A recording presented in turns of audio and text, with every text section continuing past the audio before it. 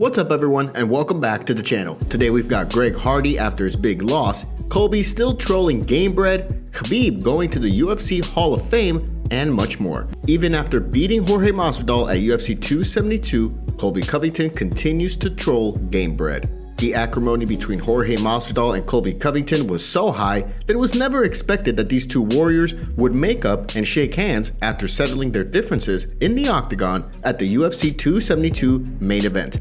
The two have been at each other's throats through the media, and it built up into this specific headline fight. Ultimately, Colby came out on top in this fight with very technical wrestling and stayed on top of Masvidal throughout much of the later rounds, being just a step ahead of Gamebred in the ground game. It wore out Masvidal throughout the fight, and while Jorge did land some well-timed, well-placed shots on Colby, it wasn't enough to slow chaos down.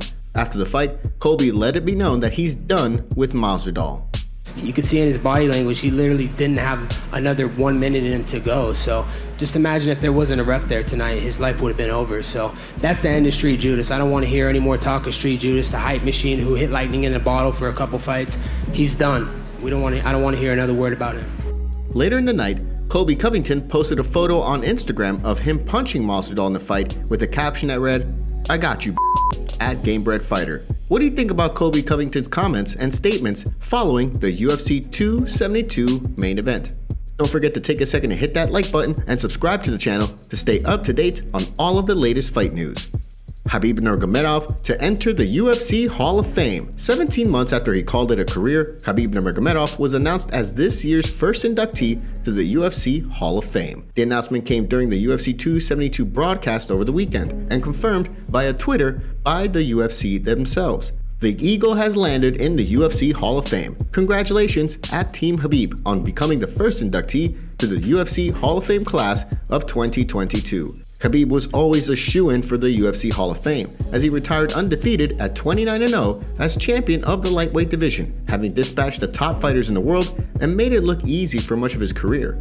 Khabib was incredibly dominant as a fighter, barely losing a round in one of the most notoriously difficult and competitive divisions in all of MMA. He defeated the likes of Conor McGregor, Dustin Poirier, and Justin Gaethje in his final 3 fights, finishing all 3. His heated rivalry with Conor McGregor created so much hype for one of the highest rated pay-per-views in the history of the sport. Khabib will be in the UFC Hall of Fame's modern ring alongside other legendary fighters such as Ronda Rousey and George St. Pierre. What do you think about Khabib entering the UFC Hall of Fame? Dana White admits that the winner of Khamzat Burns' fight could fight for the title next. We got a tiny peek at what the UFC might have planned for the welterweight division, now that Masvidal and Covington have laid it all on the line in the octagon. With champion Kamaru Usman on the road to recovery from a broken hand injury that he suffered at the end of 2021 against Covington, the UFC already has plans for his next matchup. Leon Edwards and Usman first met back in 2015, with Usman coming out on top with a decision win. Since then, Kamaru has gone on to win the title and successfully defended it 5 times. Edwards, meanwhile, has gone on a run and defeated every opponent he's ever met in the octagon, save for one no contest against Belal Muhammad. He's won 9 out of his last 10 fights. But after that, it's unclear who would have another claim to the #1 contendership in the welterweight division. Enter Khamzat Chimaev. The Russian Swede has been downright scary in his first 4 fights in the UFC, dispatching all opponents within 2 rounds. He's got a lot of hype behind him on account of his violent finishing ability and the fact that he's outclassed his opponents so far. Now, he's facing his biggest test against Gilbert Burns at UFC 273 next month in April.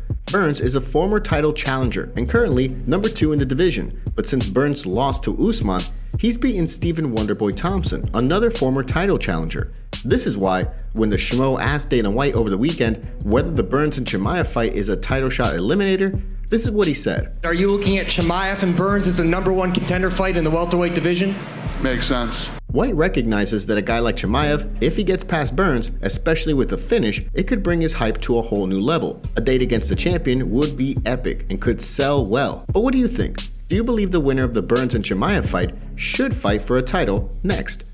Rafael dos Anjos wants to fight Conor McGregor after his UFC 272 win. Rafael dos Anjos has been fighting professionally since 2004. in the UFC since 2008 and has been a former lightweight champion, and he's even challenged for the title at welterweight. He's seen it and done it all. Now, RDA says he really wants fights that will motivate him. There's no bigger motivator than being able to fight someone like Conor McGregor, who is still the biggest draw in the sport, which is why RDA called for a fight against Conor, saying he'd love a crack at someone who he has a history with. The fact that this would be a big payday is just a bonus. This is what RDA said in the post-fight press conference following UFC 272. Yeah, the man, Conor is a big name. It's always a lot of pay-per-view. He sells a lot of pay-per-view. That'll be a big money fight, of course. And we have a history too. You know, like I said, I'm looking for names that make me want to go to the gym. I don't want to fight, you know, like names that don't interest me, like don't push me to go to the gym. He would be the guy that would motivate me to go to the gym. RDA was set to take on the surging Rafael Fiziev this past weekend, but COVID-19 changed those plans, and the UFC tapped Renato Moicano to step in on short notice. RDA and Moicano went the distance at UFC 272, though RDA took away well-deserved unanimous decision victory. Meanwhile, McGregor is still recovering from a nasty leg break and is targeted for a return to the octagon sometime in late summer, possibly early fall, according to UFC president Dana White. Conor has also been linked with a fight against Islam Makhachev or even Michael Chandler. He himself has called for a title shot against champion Charles Oliveira, and a fight against a former champion in RDA could be a great matchup. What do you think about a hypothetical matchup between Conor McGregor and RDA? And who do you think takes that fight? Some of these guys like that, you know, like Khamzat. Look at that guy. Oh, yeah. I mean, what the f, man? Hey, and you want to hear what I hear. It's crazy. The training sessions? Yeah. That's what I hear too. He's over, because Darren Till's there right now at All Stars in Sweden. And what'd Darren tell you? He's a fucking animal. Yeah. He's just an absolute animal, non-stop in every way, striking, wrestling, conditioning. Apparently, you know, because all his fights are finished real quick. Yeah. So he's never had to show that side of things. But apparently his conditioning is like nothing you've ever seen as well. I mean, Gilbert Burns is going to be a tough fight for him. I mean, he's doing things technically and he's doing things like hyper aggressively, like at the same time. Yeah. He's an unusual dude. He's a very unusual dude. Those Chechens, man. They're some fierce fucking human beings. There's a documentary that somebody put out, a small piece, like a 20-minute one on Khamzat and his past and interviewing him and talking about his childhood, and that's how you make a person like that. Oh, that's it. I mean, he comes from a tough place. Yeah. From a tough place, you're going to create tough men. I mean, look at him. The guy's an absolute animal. It's and that's why he trains so hard. That guy has, I think, how many fights does he have in the UFC now? Is it 4? He's been hit twice.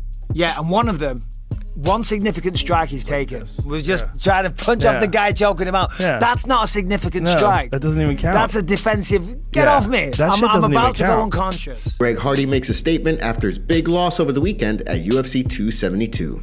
Greg Hardy suffered a pretty lopsided loss to Sergey Spivak at UFC 272 this past Saturday, but according to his statement, he's pushing forward.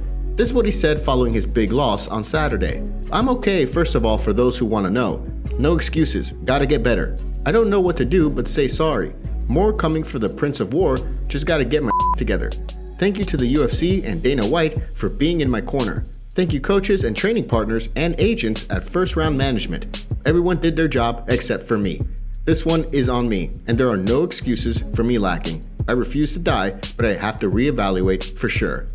Hardy started the fight strong with some good leg kicks on Spivak, but that would be it for his highlights, as Spivak took him down several times in the opening round.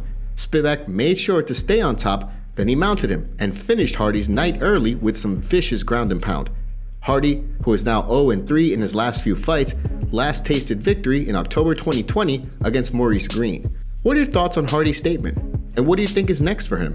Thanks so much for joining us today and catching up on all things MMA. What do you make of what's going on in the fight world? Make sure to like this video and subscribe to the channel to stay up to date on all of the latest news from the MMA Zone. See you next time.